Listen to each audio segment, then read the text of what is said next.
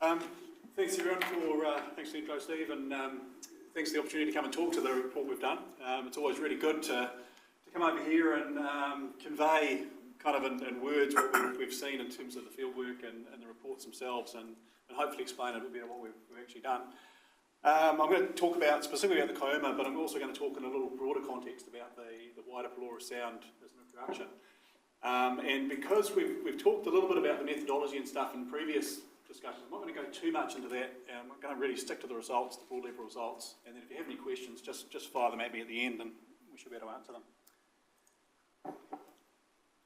The first thing I want to talk about is really the type of estuary we're dealing with, and that's primarily because the type of estuary has a strong influence on how management stuff comes in. So your comments about how we deal with reports, I think, is very timely, because really getting an understanding of the nature and the functioning of the estuaries is very important in terms of catchment land use management, which is where most of the problems in estuaries occur from.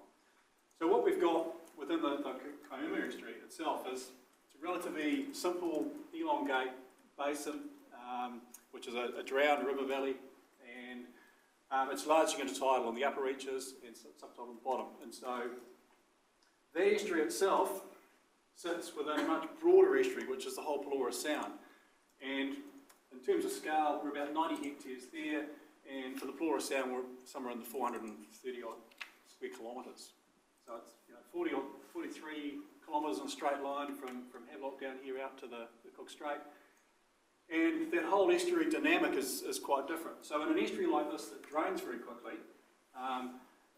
there's a lot of dilution, there's a lot of flushing, and so contaminants don't tend to build up. Whereas in a system like this, which is running out, you've got a lot of waterborne contaminants that hang around for a long time. So we're looking at different issues.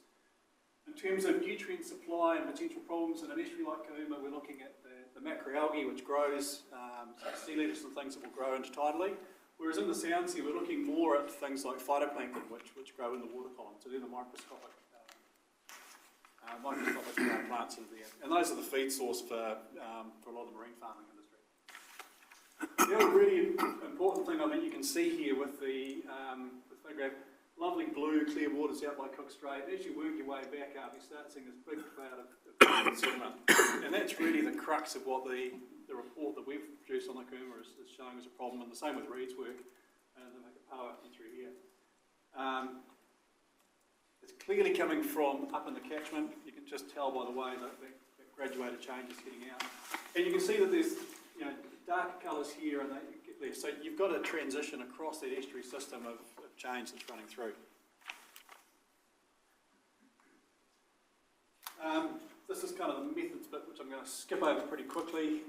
When we come into the estuaries, we're looking really at a screening level. So we're trying to bring the information levels down just to the point that you need in terms of effective management. So rather than doing all the bells and whistles, we come in, we assess the big picture, we see if we can find out what the key problems are, and we characterise those to a level that makes management decisions possible.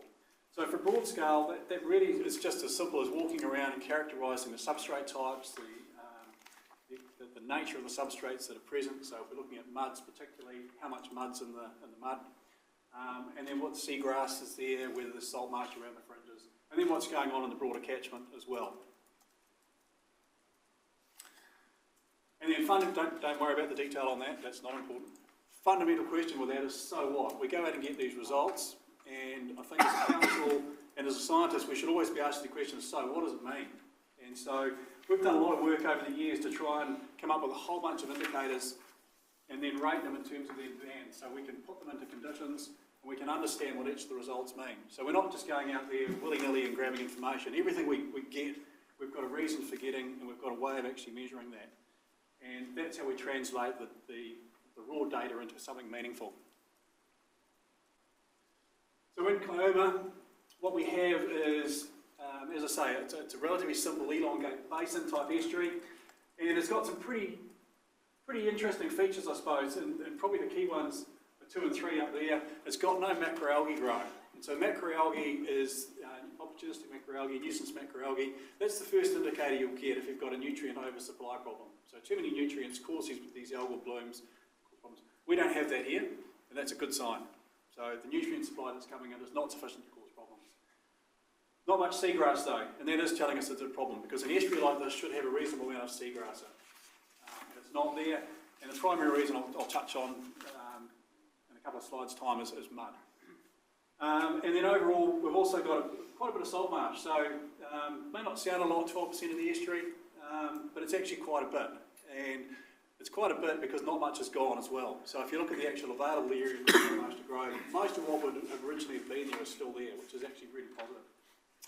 And the other thing here, we've got a terrestrial margin that's pretty well vegetated, and unusually, and quite rare in the Sound, we've got situations like this where we've actually got salt marsh that runs up directly into native forest, which is right down to the estuary edge. And so there are very few parts of the Sounds, and there's actually very few parts of New Zealand that have still got those continuums running. So that's a really cool feature, and that forest is all protected as well, which is really good. Salt marsh, this is just, I'm going to kind of work backwards from the good news to the bad news, I suppose. In terms of the salt marsh, most of it's growing in the places we expect it to grow. So the way the valleys sort of drop in around the sides here, there's actually very little space that salt marsh can grow, because the margins of the estuary are quite steep. Salt marsh needs a bit of salt water coming in and out, and so the actual area that's available to grow is quite limited.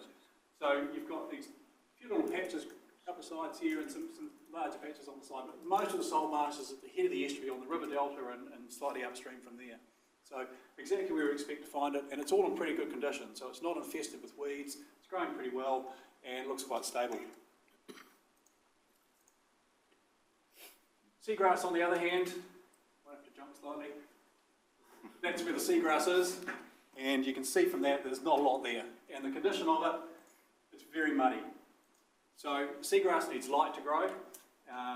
Because there's so much mud in the estuary, and again I'm sort of going backwards towards mud, but because there's a lot of mud in the estuary, it's very turbid, which means that when the high tide's in, very little light can penetrate to the bottom. And it's also, seagrass is susceptible to smothering by mud. So when you've got a high volume of mud coming into the estuary, seagrass just gets buried and really struggles. And that's a good example, that photo of seagrass that's struggling. And then what have we got in terms of mud? We've got an enormous amount of very soft mud in the estuary.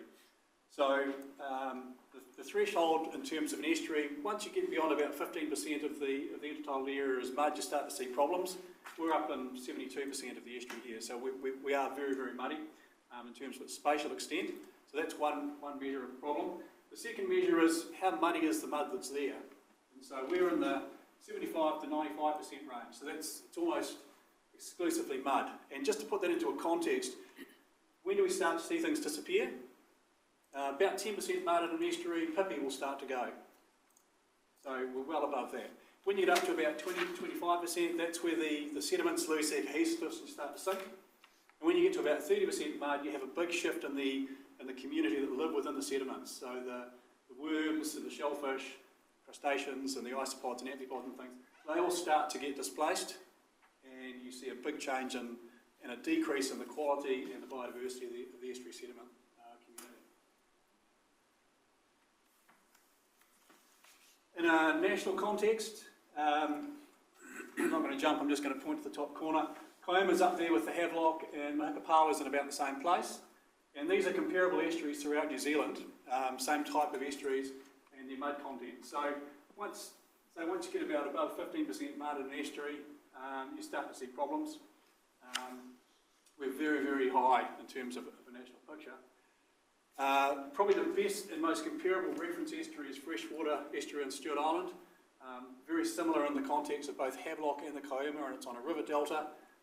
It's got I suppose the main difference there is it's got an undeveloped catchment and very little mud, which is kind of what Kaiuma would have been like historically. So we can see from those references that it's changed. The other thing I'll point out is this is the inflowing streamway that's coming into the Kaiuma. And it's clean, it's clear, and there's very little sediment within it in terms of fine muds. So that's telling us that the local catchment that's feeding into the Kaiuma estuary is probably not the main source of the muds that's coming in.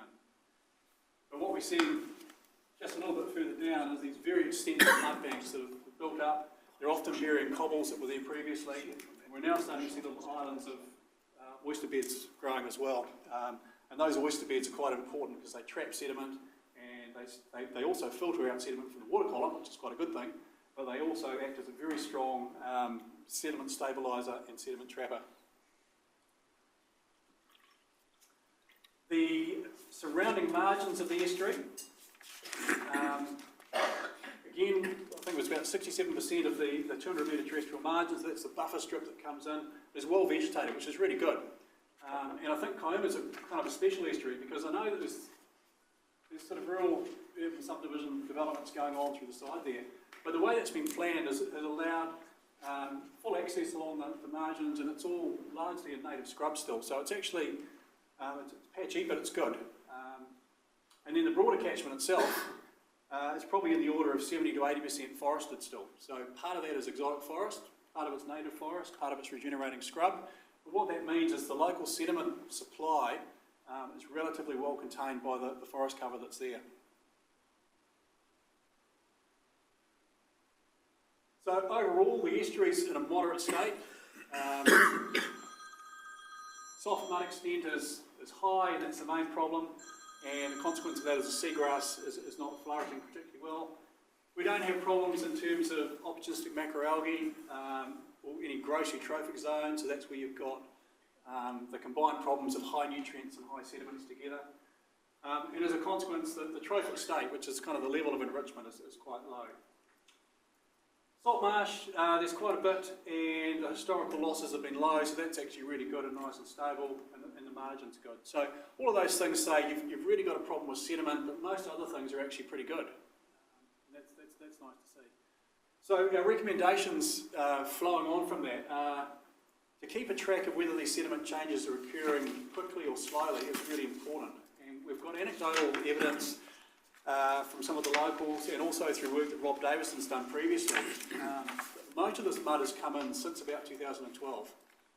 So when Rob Davison first did a survey back in 2005, he characterised the estuary as predominantly cobble.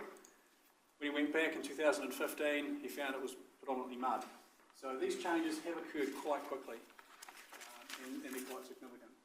So we're recommending, go back in about 5 years and look at the spatial spread of muds and see if it's changed. We've put in some buried sediment plates so we can actually measure the vertical increase in mud over time, and we recommend that gets measured annually. And normally we would recommend going in and doing fine scale work like Reed's going to describe shortly, but in this case we're saying it's probably not a priority at the moment because we know roughly what the community is going to be. It's going to be pretty well hammered and predictable in a broad sense. So we're probably better to focus straight on the management. So we know the problems, we know the type of issues we're dealing with, and the question is, right, where's that mud coming from? All indications point to the Pelorus Sound catchments, and the most likely ones there are the Pelorus River and the Kaituna that are coming in. And that sediment is probably sweeping down the sounds and getting deposited up into these shallower arms on the sides where the water currents start to dissipate and sediment settles out. And once that sediment gets in there, it deposits and it sticks around. So turning it off at the source is the best way to actually address the problem.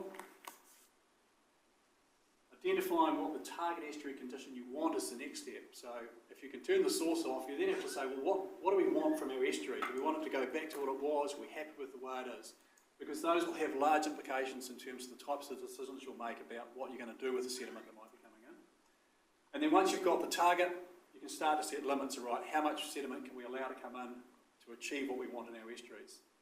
And that'll be a matter of setting limits around each specific component of the estuary. So it might be for the Havelock, the Kaiuma, the Kapawa, but it might also be for Pelorus Sound. And there's a lot of information coming in from different sources through Niwa's work in the subtidal area there that's indicating we've got problems with sediment right throughout Pelorus Sound at the moment.